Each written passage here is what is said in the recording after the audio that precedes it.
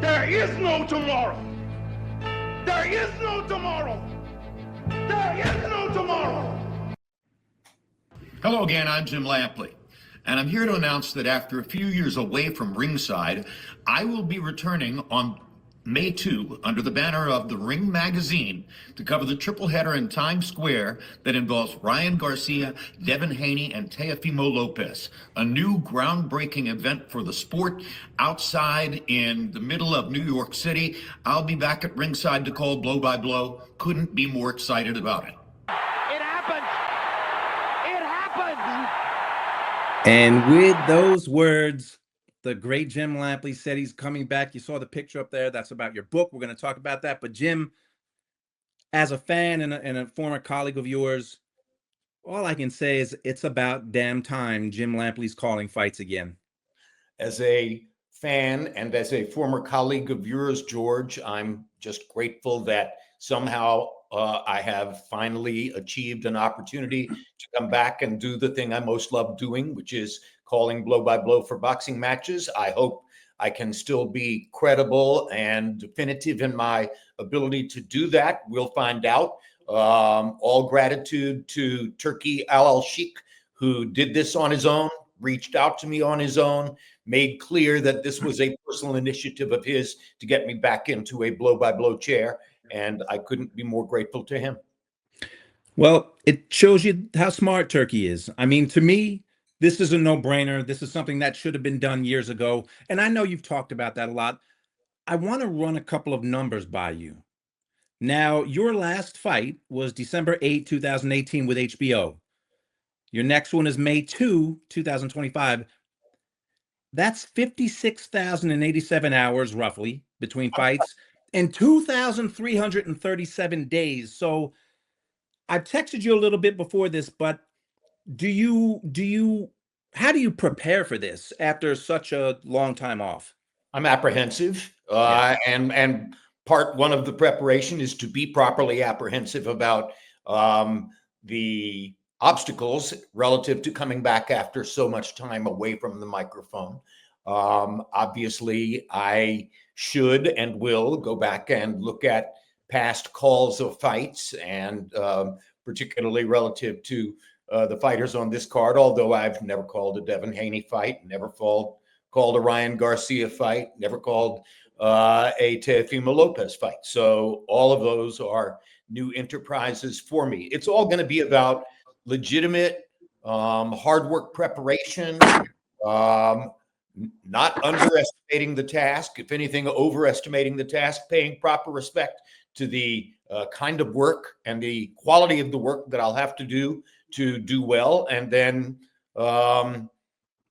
going back in front of the microphone and letting it rip. That's all I know how to do. And I want to ask this because I don't have any qualms with this, but I've read a few people say, well, Jim is 75. He's going to be 76. You know, sometimes people lose their fastball, however they want to say it. Do you worry at all about age factoring into this at all? There's no point in worrying. Nothing is going to change the number on my birth certificate or the age that I bring to ringside at this point. The only positive element of worrying would be that it might encourage me to work a little harder and dig a little more in preparation for the fight. I will do the best I can and let other people judge whether there's some deficiency or whether the Jim Lampley that they're hearing is enough of a facsimile of the Jim Lampley that they were accustomed to hearing in the past to make them happy and satisfied with my return. I'm not the right person to judge it. I'm just going to do it and see what happens. But I'd be crazy if I told you that I don't have any fears or apprehensions about coming back. I do. It's been a long time. And I'm going to be working in a different situation. So I'm not going to have Max. I'm not going to have Roy. I'm not going to have, all of the people in the truck that I've been accustomed to working with in the past. So at the end of the day, everything is old until it's new again. And this is new again for me. Well, speaking about Roy and Max, do you have any idea who your partners are going to be for that night? Not yet. And I hope to find that out this coming Friday when I have a conversation within which it's going to be appropriate and the right time for me to ask questions like that. So by this Friday, I expect and hope to know who I'm working with, but I don't at this moment. So another question, because I'm a greedy boxing fan who wants some knowledge and some clarity, are you going to be doing, is this a one-off? Are you doing more fights? Do you have some kind of a schedule, or is that still to be determined? Also, I don't know. Okay. If it's a one-off, I've agreed to the one-off. If it's the beginning of a long-term relationship, I've agreed to the long-term relationship. All I did was go into a room and was presented with the prospect of doing this triple header. And the question was, do you want to say yes? And I said, yes, I'll say yes. And so all I know so far is that I'm doing 3 fights in Times Square on May 2, and that if that goes well, I have every reason to believe that Turki Al Sheikh is interested in going forward in a continuing relationship, because certainly that's what he seemed to be saying on X the night that he posted and said, I want Jim Lampley to come back and call fights. I just want to take a minute to say thank you so much for watching this video. I hope you're enjoying it. How can you not be? It's the great Jim Lampley. But make sure you subscribe, hit the like button. There's more content like this coming. Let's get back to the interview. And boy, that was, when I saw that tweet, it was it warmed my heart. Speaking about Roy Jones, last year sometime I was working with Pro Box TV and I got to interview Roy, and we were talking about something completely different, and he worked into the conversation how Jim Lampley should still be calling fights. And guess what? Roy Jones and Max Kellerman should be right next to him calling fights. It seems like with Turki Al Sheikh, things happen. Fights happen that we want to see. I know this is a guess, but would you be at all shocked if one day you, Max, and Roy were working together again? It makes sense to me. It So does. no, I wouldn't be shocked. I would be thrilled.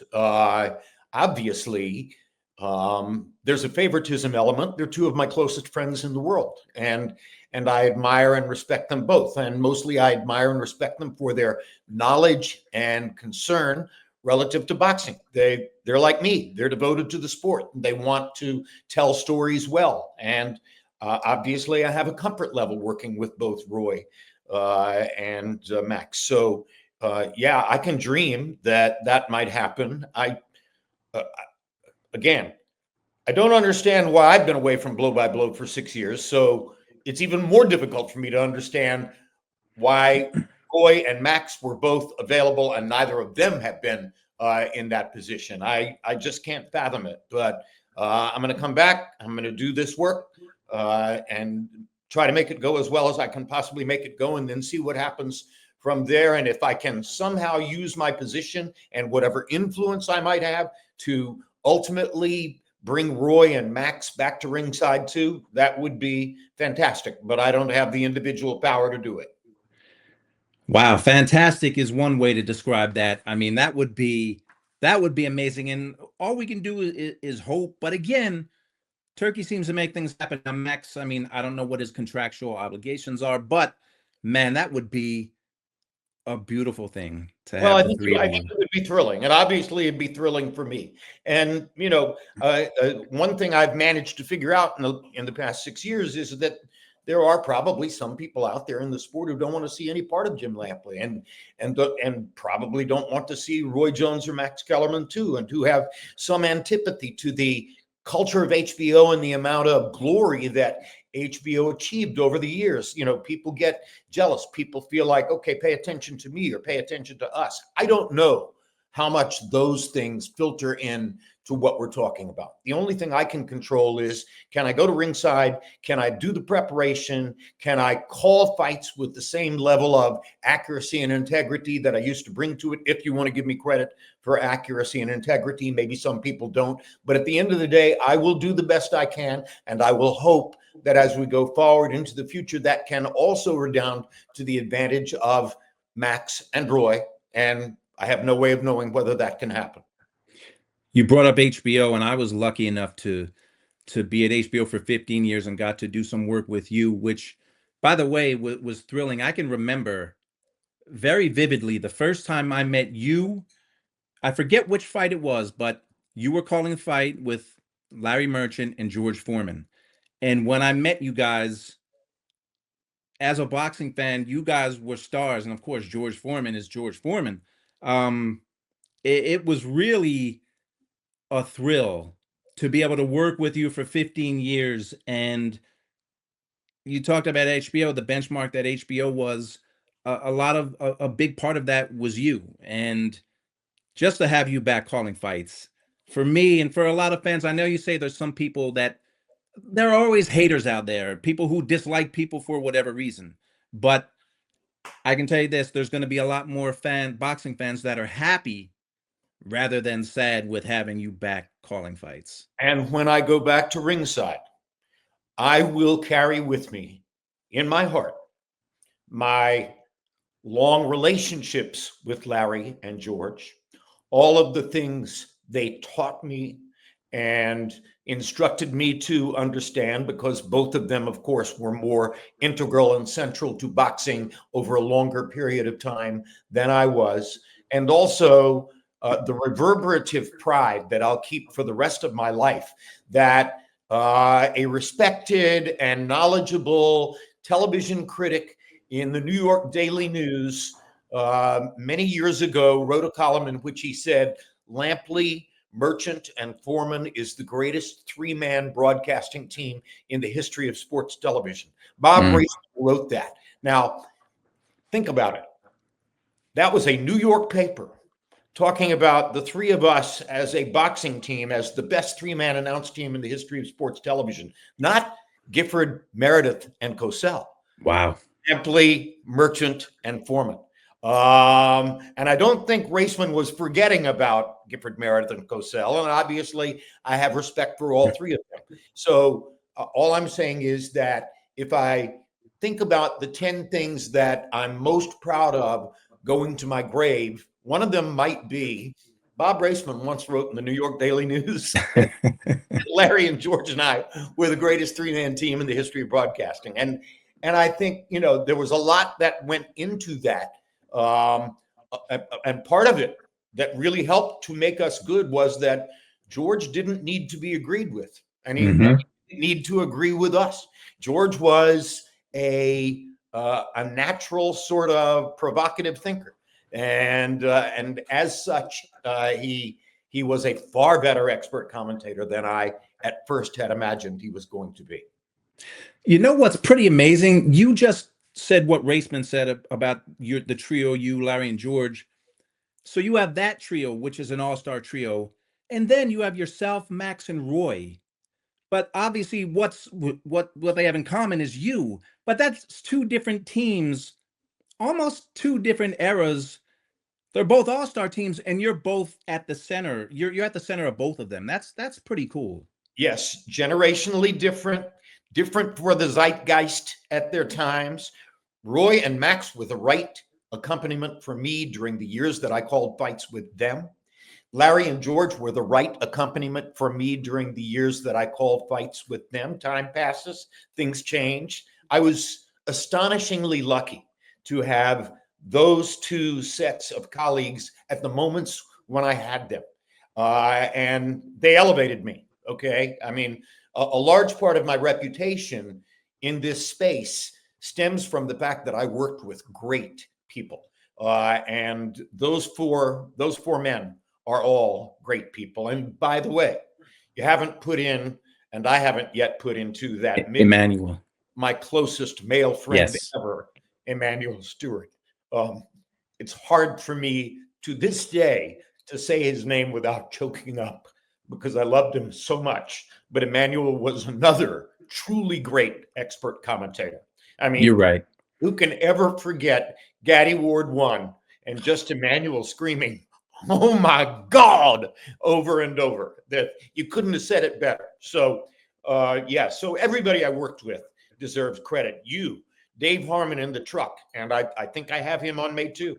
There are a lot of people who go into this and who were tremendous contributors to my lucky reputation as a boxing announcer.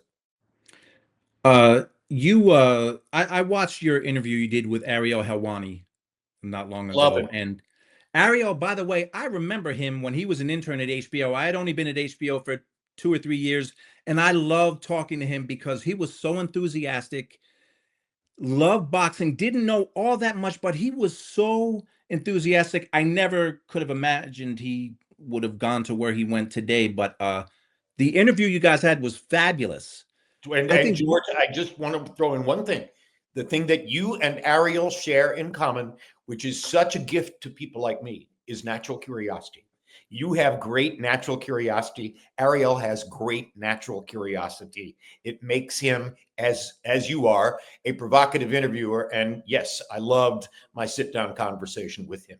Well, I appreciate that. I think one of the things that it didn't throw him off, but I don't know if he had ever had a conversation with you, but when you talk to Jim Lampley, you get emotional about, and you said you can't hide anything. You get emotional talking about a lot of things. You don't hide it. And he really, it's very noticeable. And I asked you this a few months ago when I interviewed you, because you get very choked up talking about fighters, talking about the relationships they have with each other.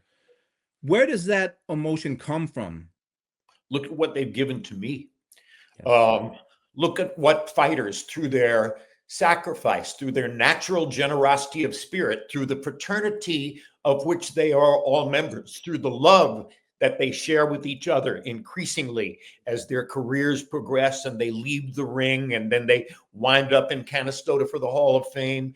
You know, it is a deeply abundant, love-rich brotherhood of which you're a part and I'm a part, but the fighters are the central core of all that. So, yes, I do get emotional, and some of it is built in, as my autobiography points out. I am the son of a double widowed mother. By the time she was 35 years old, she was widowed twice. Two World War II bomber pilots who were good friends with each other, both dead by 1954, two sons to raise, one by each of those two fathers. My mother had a congenital heart condition, which constantly threatened her health. She had an amazingly difficult road to hoe. And on behalf of me and my older brother, she got through it. Mm.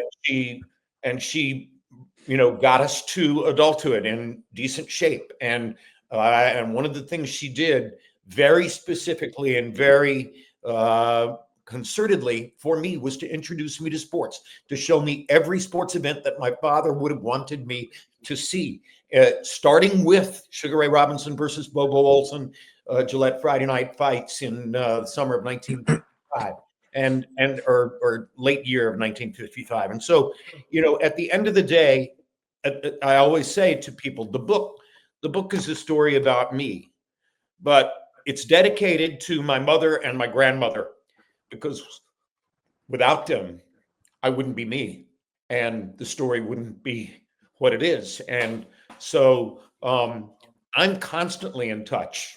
I can't bother to apologize for it. It is what it is. I am constantly in touch with the emotional basis of my life. And that emotional basis is drenched in tragedy, in hardship, in regret, et cetera, et cetera. And everybody made it through, except my father, who died very young. So all of those things come into play, and my brother's father, who died even younger, but all those things come into play. My mother is an iconic figure for me. She introduced me to sports. On we go. And nothing I ever do in my life, even at age 75, is far removed from being the boy who sat at the kitchen table and listened to the stories that my grandmother and my mother recited to me. And we're going to talk about that book, but that emotion that you emote, it's so endearing and it's so real and it's so genuine. And I have to say this, and I don't mean this, I don't think this will come off disrespectfully, but when I was a producer at HBO, any of the producers at HBO, when we were interviewing you, it was almost like an unwritten rule. If you didn't make Jim Lampley cry, you did not do your job well. So, and again, it wasn't disrespectful, but if you Well, I didn't mean, make him look, cry, you didn't ask the right I'll give you question. the other side of that coin. If you didn't make Jim Lampley cry, you must not have been breathing. Exactly. It's so much a part of me. And again, my mother had a rheumatic fever heart condition from the time she was an early teenager. She was lucky to make it to age 30. And then became a double widow, and then raised me and my brother, two sons from two different fathers, et cetera, et cetera, et cetera. And one thing she always said to me was, don't hold back. Life is about your feelings. Whatever it is you feel, let it rip, because otherwise you're shortchanging yourself. And I can remember her saying that to me. Wow. So when I sit there hopelessly cry in an interview, I'm honoring the mother who told me not to hold back. Well, you brought up the book, and you see it right here. It happened, a uniquely lucky life, and it comes out on April 15th. And now I saw again, I'm going back to Ariel. Ariel was given an advance copy. I've ordered my copy. For me, Christmas comes on April 15th. When that book, or April 16th, whenever I get that book, that's Christmas to me. I can't wait to read it, Jim. What made you decide to do the book now? Because this is another no-brainer, a book about you. I will say, I am disappointed because I think you or Ariel said it was only about 250 pages. I know there's restraints. It should be I think part one of I think it's 10. 72 or something like that. I mean, I did it in an unstructured fashion. I did not develop outlines or a structure in advance. I sat down at the computer day after day after day and wrote what was on my mind. And then I would lie awake on my pillow at night and think about what I was going to write the next day. So it's an internal monologue. It's not a carefully constructed narrative, but I think it's a coherent internal monologue. And other professional writers who've read it, John Grisham, Taylor Sheridan, both told me, oh yeah, don't worry about a thing. It is a coherent monologue. And so, it was the product of not being given another blow by blow job. It was the product of years going by without me having a further outlet for calling fights or being involved in boxing television. And eventually I got to the point of saying, okay, I'm not doing that. And I'm no longer teaching at UNC because I didn't love that and got tired of teaching. So now what am I going to do? And the answer became, well, write the book. And so I, enlisted the aid of an as told to author who has been involved in 10 or 11 books and would know how to deal with it. I didn't want to have to deal with the publisher. I wanted to. And then I lay awake at night and write and wrote the book. And I'm satisfied that in this book, you will get the story and you might walk out of that book knowing Jim Lampley even better than you've known him before. And you are a person who really knows Jim Lampley, George. You're not short of knowledge in that regard because we have rubbed shoulders. We have spent time together. And I'm very proud of having worked with you. Wow. I will not cry. Although, you know what? I'm with Jim Lampley. So if I'm going to cry, I'm going to cry. But about the book, was it hard to leave some things out? Because I know you can't make a book 1,000 pages, 500 pages. There's constraints. Was it tough to keep some things out? Did you battle with things you had to omit, or did that not happen? Yes and no. I look back at it, if I do, and I don't often, but if I look back through it, I think to myself, oh, why didn't I say this, or why didn't I put this in, et cetera, et cetera. But in the process, when I was writing it, the natural flow of the narrative always felt to me as though, okay, this is working. This This is the story I want to tell. This is working. That's the finish of that chapter. Now go on to what comes next, et cetera, et cetera. So I think the simple way to say that is I trusted the process. And I figured you're not a professional author. You're telling your own story.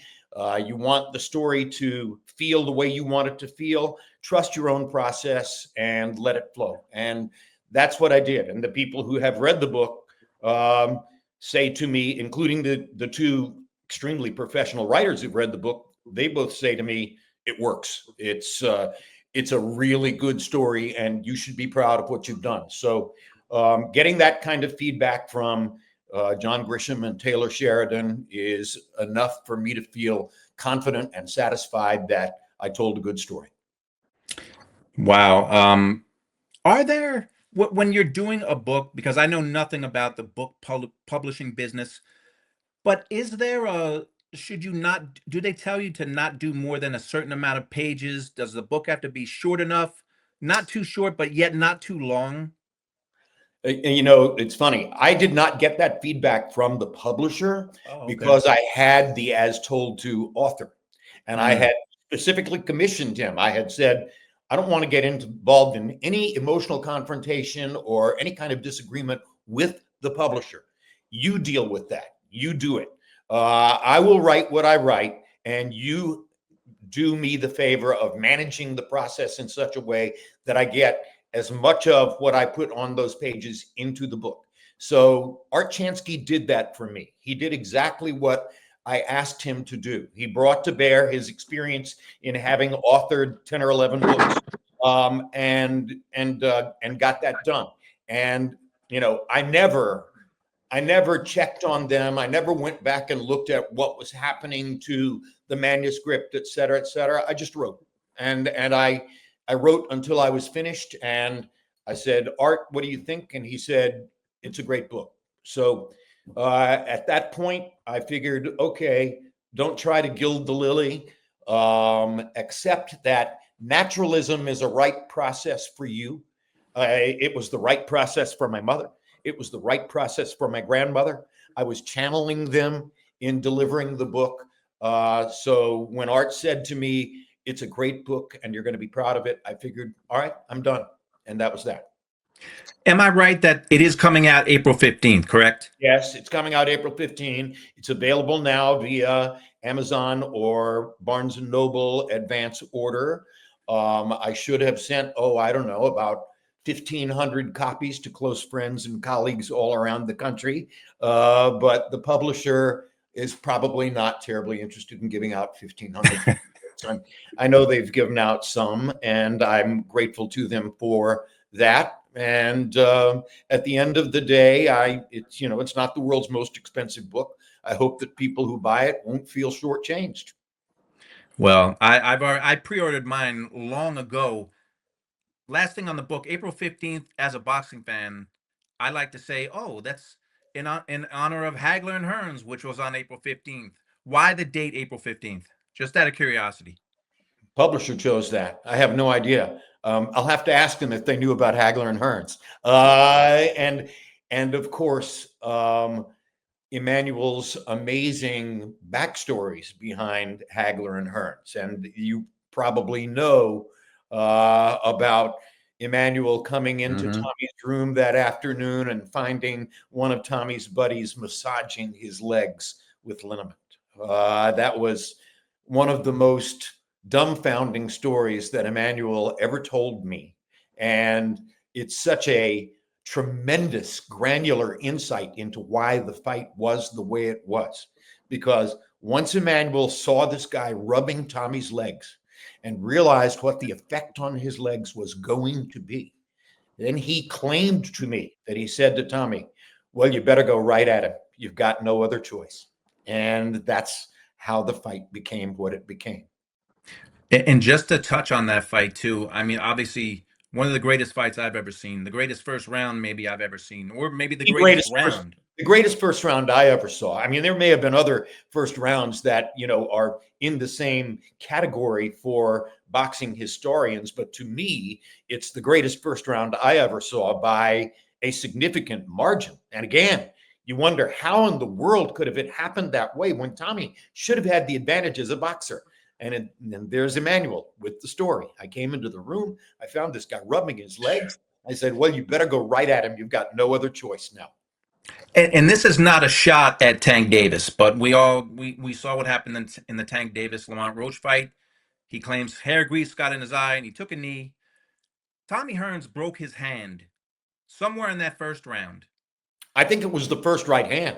I mean, if you I watch think it the was fight, too. he walks across the ring and throws a hard right hand shot that lands on Hagler's jaw. And Emmanuel believed that he broke his hand on that shot. It was the first thing that happened in the fight. Yet Thomas Hearns never used that as an excuse. He never said, I lost the fight because I broke my hand. He broke his Nor did hand he and ever fought on. manufacture an excuse for his loss in the first Leonard fight. When, you know, some of the conduct of the later rounds could have been challenged. Right. Tommy was not an excuses guy. He was a real guy. And I loved him. We're recording this on March 17th. I just want to throw out a couple of anniversaries. March 16, 2013, Ruslan Provodnikov and Tim Bradley, they had that incredible fight that you called, and I interviewed you not too long ago about a documentary that's coming up, but we just passed the 12-year anniversary of that fight. And I reached out to Tim yesterday, and he said, you know, it feels just like yesterday, but he said, I wouldn't want to go through it again. Well, why did he fight the fight that he fought? You know, I mean, we know now from Emmanuel why Hearns went right at Hagler, but why did Timothy Bradley not endeavor more stringently and responsibly to make his fight with Provodnikov a boxing match? Was that an underestimation of Provodnikov's talents, etc.? Was it macho pride? I'm going to show my friends and family who are here from only 40 or 50 miles away that I can go in and be a real man against this guy. What prompted Tim to fight the fight that he fought against Provodnikov that night? I know in talking to him that, and you know this story as well, he was given a decision in the first fight with Manny Pacquiao, a decision that many feel that he shouldn't have gotten. And he went into detail about how the depression, the backlash he got from fans, the depression he went under. He thought about committing suicide at one point in his life. The uniqueness of boxing, the individuality of boxing. Tennis is the only other sport where you are so responsible for your own outcome, as is the case in boxing. And so, yes, Timothy felt that way. Have anybody else on whom to lay that, you know, it had to be him. And that leads to unexpected outcomes down the line, such as what happened with Provodnikov. And Jim, the day is March 17th. And 35 versus Julio Cesar Chavez. years ago today since that first fight. What are your ongoing memories about that fight? Well, there were less than 5 seconds left. Okay. So in my heart, that's an unfair stoppage. All right. Now, you can go back and argue, all right, life and limb, danger to the fighter, the amount of punishment he had already taken, the fact that he was now somewhat defenseless against Chavez. But you're talking about a young fighter entering the prime of his career, not yet really in the prime of his career, headed toward a cosmic win, which would change the arc of his career. And he's only a few seconds away from it. How do you stop that fight? And you know, we could bring a professional referee on, and the professional referee could exonerate Richard and say, oh no, it's always the job of the referee to protect the life and limb of the fighter who is at risk, et cetera, et cetera. So Richard did his job, but fans made very clear what they thought. And that was delivered by the fact that Richard Steele was never again introduced in Las Vegas without a chorus of boos.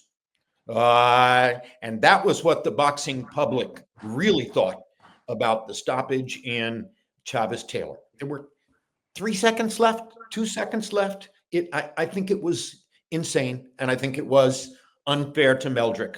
And on the other hand, Chavez was a great and brutal fighter. He damaged his opponents in the ring, and I guess I can understand what Richard was thinking. But again, I think Richard knew there were only a few seconds left. And then there's another circumstantial factor that I won't even bring up. But boxing wouldn't be what it is if there weren't some other thing behind the scenes that colors people's perceptions. But at the end of the day, it was functionally the end of Meldrick's star arc. And I don't want to go so far as to say it ruined his career.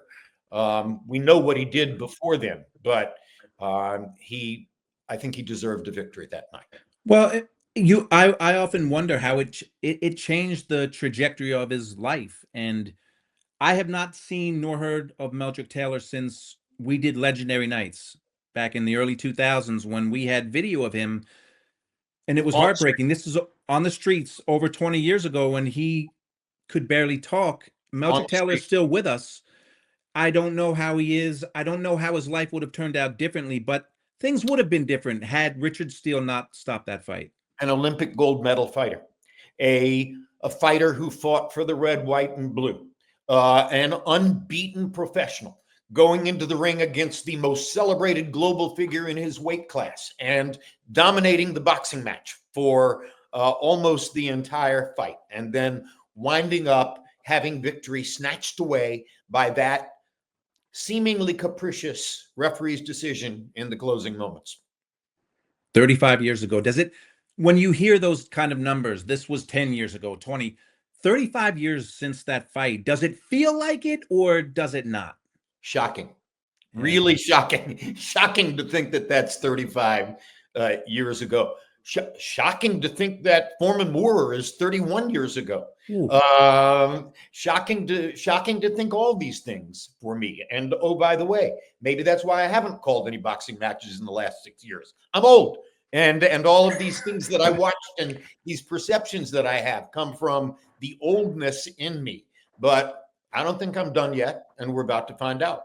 Jim, I'm completely biased, but I'm not dumb. You are not done yet. And when I interviewed you a few months ago, I remember at one point we were talking about a bunch of fights that I'm working on a documentary for. And you said, George, I hope you're getting something from this. And I couldn't believe you said that because, yes, we got something from it. And you want to talk numbers again. Still, what's shocking, I'm going to wrap this up. I go back to this. 2,337 days without calling a fight.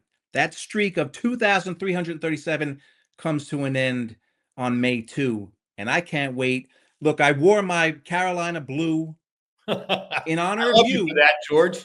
I love you, and I just filled out a pool ballot in which I think I got them to the Sweet 16. I don't know if I got them to the Final 8, but we're in, and I'm very happy that we are in. Yes, I can call it we. I'm undergraduate school, graduate school. If God is not a Tar Heel, why is the sky Carolina blue? RJ Davis is about to complete one of the most glorious careers in the history of the ACC. Cooper Flagg deserves every amount of attention he gets, but not enough attention has been paid to the fact that RJ Davis has now played more games than any other player in the history of this conference.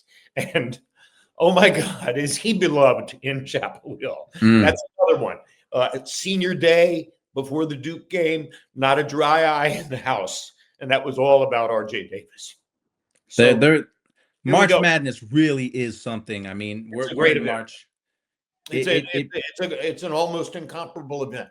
But the only thing that's better than that is to go back to ringside and call boxing matches. So I'm excited. I'm very excited, and I appreciate the attention that you are giving me and paying to me for this particular moment in time. I do have one last question about that, and you may not know this either, but I've heard that there will only be a few hundred seats available. Do you know anything about how this is going to be set up, the logistics of this night? Okay. Zero. So you're like everyone Yeah, else. those are things to which I have not paid attention. I will pay attention before I go to Times Square to call the fight. But step one prior to that is to know everything I can know about these 6 fighters as I get ready to call those 3 boxing matches. So that's where the real work is going to be. And I'm getting ready within the next few days to start digging in and learning everything I can about the 6 fighters on the card. Is there one fight that you're looking forward to more than the other 2, or are you just taking this all as it comes? Is there a fight that stands out among those 3?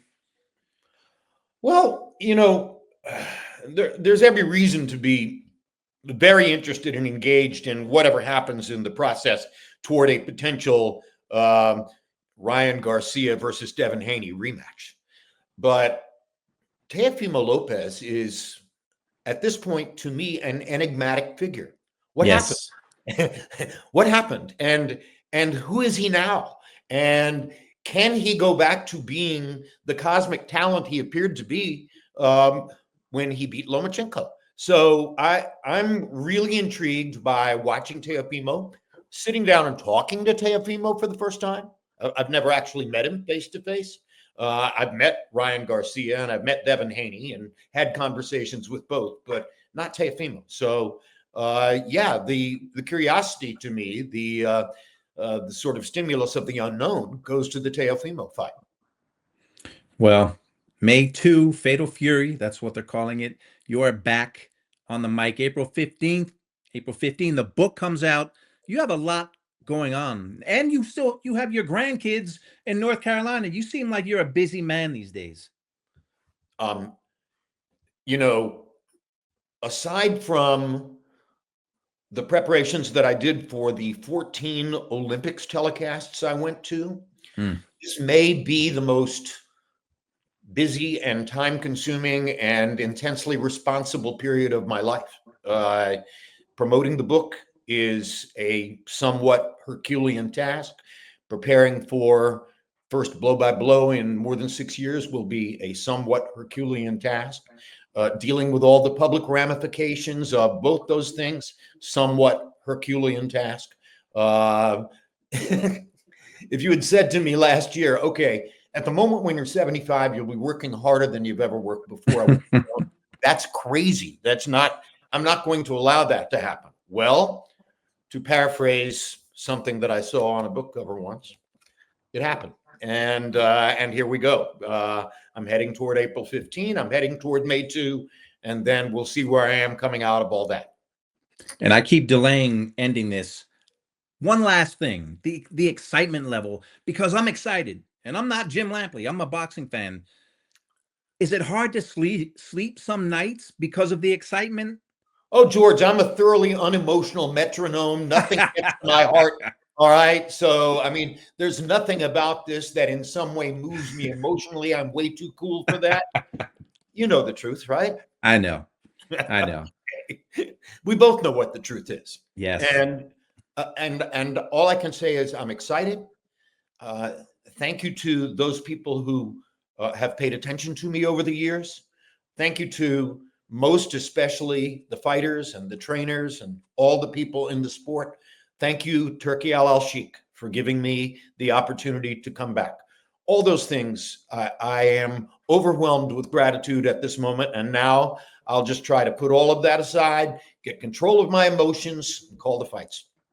Well, I know you've got a lot to do, and there's not too much time. It's March 17th.